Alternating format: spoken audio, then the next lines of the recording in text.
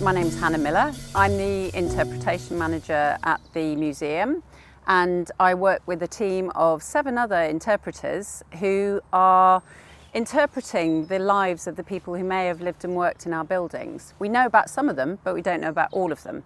I really enjoy it. I really enjoy the variety. When you're working in this sort of site setting, it's not a built environment, it's not a fixed environment, so it changes day to day depending on the weather. The weather really dictates everything, and in a way that's part of the interpretation for, as I said, the people who lived and worked in our buildings. That would have really dictated what they were doing as well.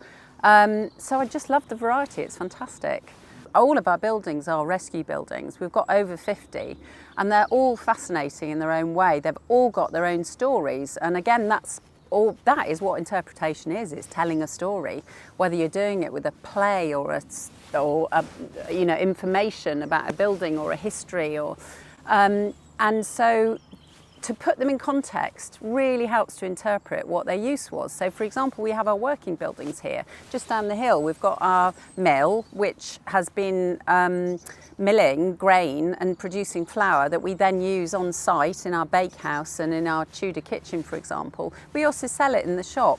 But again, that by using the building, often that's the best way of conserving an artifact or a building or an object, is by actually using it, caring for it. But it interprets it for visitors as they come through. It tells, you walk into the mill and you hear all the sounds, you see it in action, and it makes sense, you get what's happening. Whereas in a way that if you walked into an empty building with nobody there, nothing happening, it would be a harder leap, a bigger leap, to imagine what it was like. We are a working site, so that's how we interpret. So we have our rural life interpreter who is coppicing in the woodland, for example. We also have a charcoal burn twice a year as well. And everything that we're doing, it's the whole journey. We're not just producing a finished product.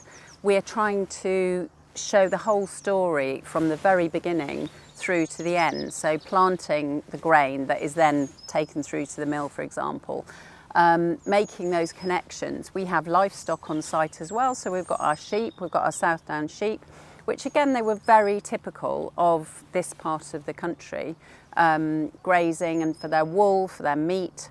So we have them on site as well.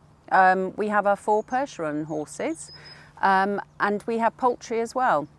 So we are trying to interpret the whole picture, so people get a real sense of what it may have been like to live or work in our buildings. Obviously, we are 21st century people, so we will only ever view things through that lens. So we can't pretend that this is exactly how it was. We're a museum, so we want to be as historically accurate as we possibly can be. And we are about education and learning, so we want to make it as true to the evidence that we have as possible. So again, more evidence the better. But we're only ever saying this is what we think it may have been like, this is what we think people may have been doing. So that we're not saying this is absolutely definitively, this is what was right or wrong, because in history is always conjecture. There's always different points of view, and you can spend many hours talking to people about the most sort of specific details about some coppicing or something like that in the woods. Why would they have done that particular wood and not another type of wood, for example?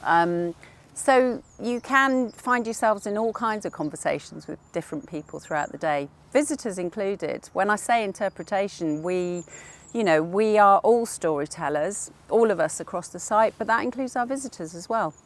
So whenever you're talking to people, it's fantastic because you just never know who you're talking to and what information they have and where the conversations will take you as well. For example, I remember being in our Victorian cottages at one point, about 20 years ago, and a couple came through, a middle-aged couple. They were laughing and joking together. We got chatting, and they said, "This is amazing coming into this building again. We had so much fun in this building." And I said, what do you mean? And they said, "We used to squat in here in the 1970s when it was in its original location." So obviously that's happening less and less with a lot of our buildings, but you still do occasionally get people coming through who remember it in its original setting and how it might have been used. But again, that's another example of nothing static, everything changes, and that includes the life of these buildings. A lot of them have been here now. We've been here 55 years, so they've got their own history within the museum as well, and we've done many different things over the years in these buildings as well. So it's ever changing, and that's part of the attraction as well. Because we are a museum, obviously there is, part of our mission is about learning. We want to be as historically accurate as possible.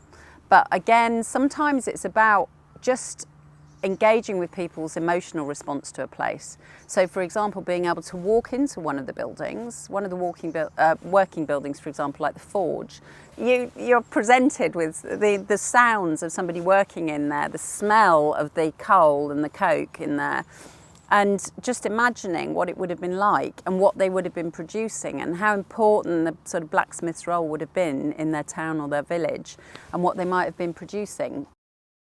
Originally, when Roy Armstrong and a team of like-minded people came together to establish the museum, he was horrified about seeing timber frame buildings being thrown on bonfires up in Crawley in the 60s when there was a lot of rebuilding happening. And we could have so easily lost many of these buildings. It's really important because it's all about the sort of stories of humans, and that's what is so interesting. All of these buildings were built with a particular function in mind by humans wanting these buildings to do a particular thing.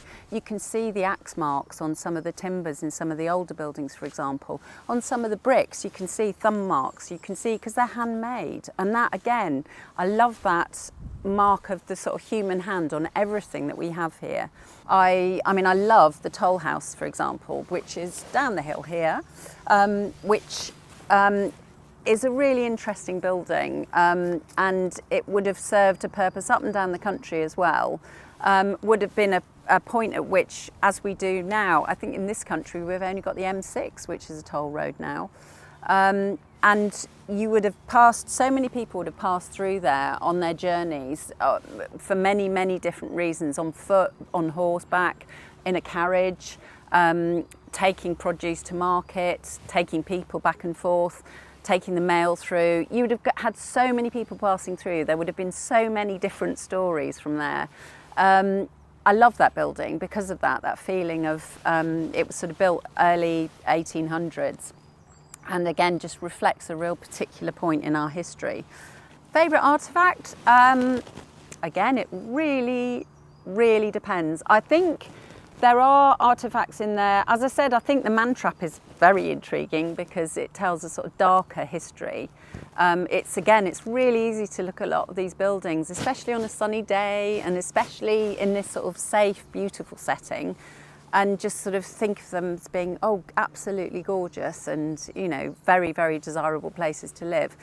For many of the people in some of our more sort of rudimentary buildings, it would have been miserable. Earth floors, freezing cold, very, very basic. And then we have things in the collections, in the artefact collection, which are really fascinating and sort of reflect life as well. So you've got the very functional tools, but then you've also got things like, we have a section of a quilt, a patchwork quilt that was made. Beautiful, tiny little diamonds of material all sewn together. So creative, so beautiful, so functional. So I find objects like that really interesting as well. I think humans are basically, we want to make things, we want to be creative. So we have, again, that's part of our mission, is supporting and promoting heritage crafts and skills and looking at the contemporary relevance as well. And that's really interesting to me as well, using traditional techniques of, historical techniques, but in a contemporary way, for example. Brilliant. Well, thank you very much for your time. That was Thank really you. great to chat to you. Thank you. Thanks very much.